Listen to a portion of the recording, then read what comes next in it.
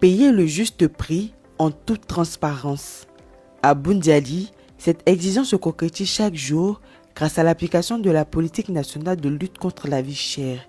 Dans cette grande surface, les consommateurs ont désormais un réflexe simple: vérifier l'affichage des prix avant de passer en caisse.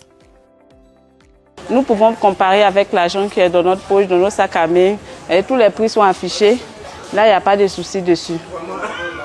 Je trouve que c'est abordable, les prix sont abordables, les prix sont respectés, surtout les prix des riz, huile, les consorts, tout est bien respecté ici.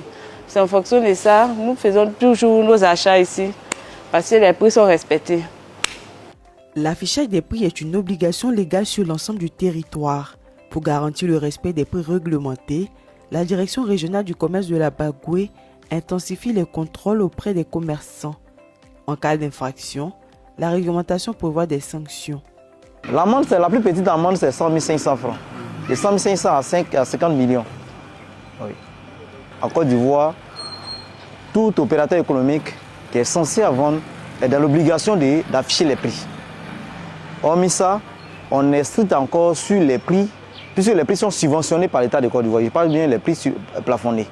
Il faudrait que l'Ivoirien lambda ait ses produits pour pouvoir vraiment être satisfait et puis lutter aussi contre la cherté de la vie. Donc, à ce sens-là, après la phase de sensibilisation, on passe à la phase de répression pour voir effectivement est-ce qu'ils respectent les prix plafonnés. Selon le Conseil national de lutte contre la vie chère, près de 95% des prix plafonnés sont aujourd'hui respectés à l'échelle nationale. Contrôle, sanctions et vigilance citoyenne renforcent ainsi la transparence du marché et contribuent à mieux protéger le pouvoir d'achat des consommateurs.